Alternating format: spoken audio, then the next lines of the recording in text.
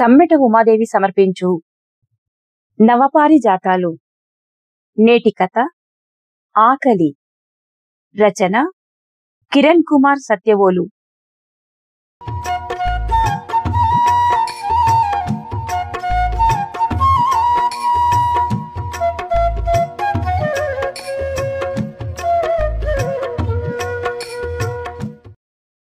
నేను హైదరాబాద్ వచ్చి ఏడాదయ్యింది. ఉదయం లేచేసరికే ఫుడ్ ఆర్డర్ నోటిఫికేషన్ రావడంతో గబగబా లేచి ముఖం కడుక్కొని యూనిఫామ్ వేసుకొని బయటపడ్డాను.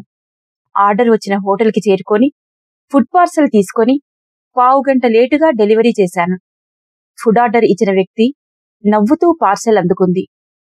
సారీ మేడం, కాస్త లేట్ అయ్యింది అని చెప్పాను.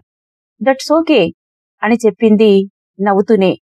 5 స్టార్ రేటింగ్ ఇవ్వండి మేడం, రిక్వెస్టింగ్ గా అడిగాను.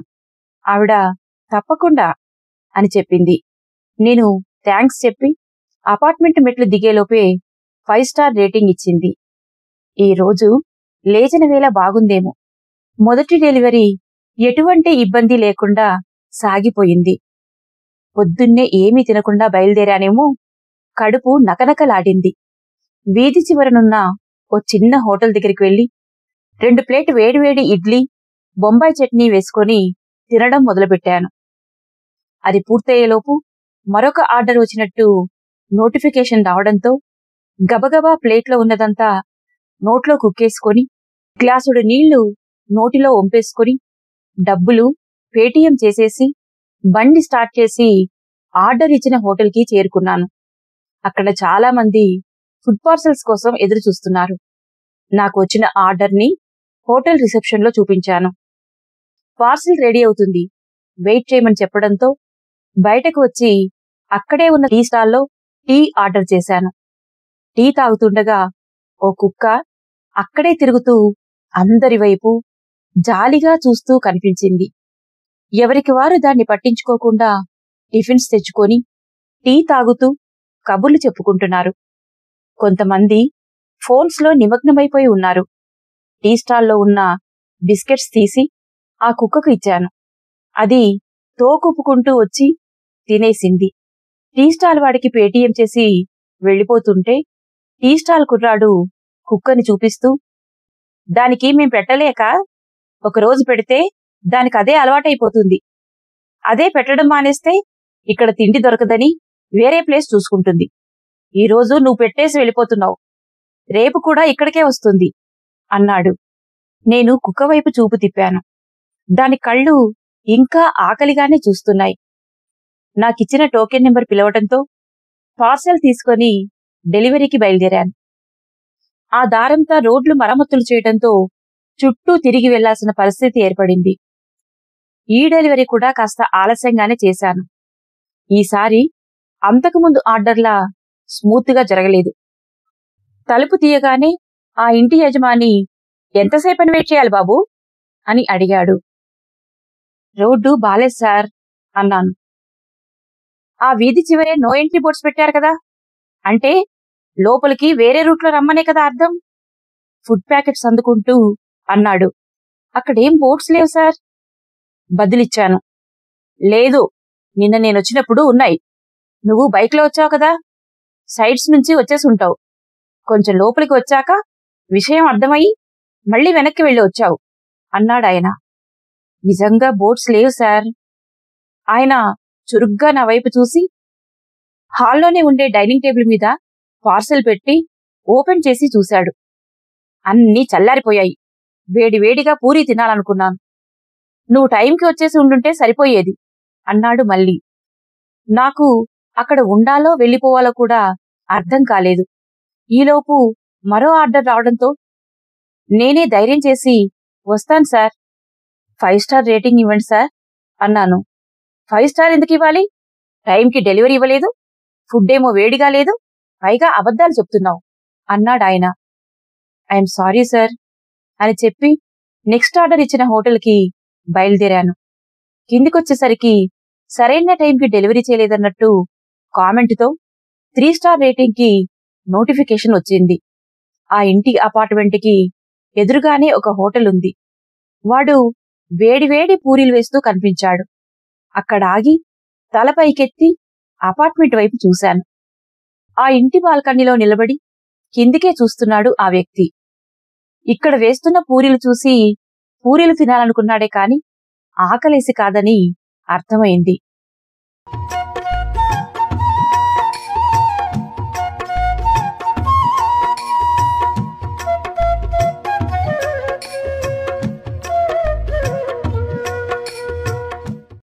ఈ ఫుడ్ డెలివరీ జాబ్లో చేరాక నాకు ఆకలి విలువ చాలా తెలిసింది. ఫుడ్ ఆర్డర్ పెట్టే వాళ్ళలో చాలా మంది రుచి కోసమే ఫుడ్ ఆర్డర్ పెడతారు. కేవలం వాళ్ళ టేస్ట్ బడ్స్ ని సంతృప్తిపరచడం కోసమే ఫుడ్ ఆర్డర్ చేస్తారు. కొంతమంది అయితే అర్ధరాత్రి 2 గంటలకు ఐస్ క్రీం ఆర్డర్ పెడతారు. లేట్ నైట్ డెలివరీ చేస్తే కస్టమర్ నుంచి టిప్ కూడా బాగా వస్తుందని 1కి 2 సార్లు చేశాను. అతి తక్కువ మంది మాత్రమే ఆకలేసి ఆర్డర్ పెడతారు. మరొక ఆర్డర్ తీసుకొని ఆన్ టైంలో డెలివరీ ఇచ్చేశాను. బయటికి వచ్చి చెట్టు నీడన కాసేపు నిలబడి మంచినీళ్లు తాగాను. మధ్యాహ్నం అవుతుండగా ఈ ఫుడ్ ఆర్డర్స్ మరింత ఎక్కువ అవుతాయి. ఉదయం 9 గంటల నుండి 11 గంటల మధ్యలో, మధ్యాహ్నం 12 గంటల నుంచి 2 గంటల మధ్యలో ఆర్డర్స్ ఎక్కువగా ఉంటాయి. అప్పుడప్పుడు అనిపిస్తుంది, అసలు వీళ్ళు వంట చేసుకోలేనంత బిజీగా ఏం చేస్తుంటారు అని. రోడ్డు పక్కన 5 రూపాయల భోజనం దగ్గర అప్పటికే చాలా మంది లైన్లో నిలబడి ఉన్నారు. కాసేపట్లో అది తెరుస్తారు. జనాలు ఎగబడి తింటారు. రుచితో సంబంధం ఉండదు. చాలా మంది పెట్టిందంతా వదలకుండా ఆవురావురమంటూ తింటారు. ఆకలితో తింటారు. కొంతమంది సగం తినేసి పడేస్తే అక్కడ తిరుగుతున్న కుక్కలొచ్చి తినేస్తాయి. అది చూస్తుండగానే మరో డెలివరీ ఆర్డర్ వచ్చింది. బైక్ స్టార్ట్ చేసి ఫుడ్ ఆర్డర్ వచ్చిన లొకేషన్కి చేరుకున్నాను. ఆ రెస్టారెంట్ కొత్తగా పెట్టినట్టున్నారు. నేనదే మొదటిసారి వెళ్లటం. పైన డైనింగ్ ఉంది, కింద డెలివరీ సెక్షన్ ఉంది. నేనెళ్ళి ఆర్డర్ చూపించాను. నాకు టోకెన్ ఇచ్చి వెయిట్ చేయమన్నాడు. కుషన్ సీట్లో కూర్చున్నాను. సెంట్రల్ ఏసీ వలన గది అంతా చల్లగా ఉంది. లోపల కిచెన్లో నుంచి గుమగుమల వాసనలు హాల్ వరకు వ్యాపించాయి. ఆ వాసనలకు నాలో ఆకలి ట్రిగ్గర్ అయి నోట్లో నీళ్లూరాయి. మిషన్ స్టార్ట్ చేసినట్టు కడుపులో ఉన్న హార్మోన్స్ అన్నీ యాక్టివ్ అయిపోయాయి. అక్కడే ఏదో ఒకటి తినాలనిపించింది. ఏది తక్కువ రేటుందో చూసి తినాలని నిర్ణయించుకున్నాను. నిజానికి నాకంతవరకు ఆకలి లేదు. అప్పుడే ఆ వాసనలకి ఆకలి కలిగింది.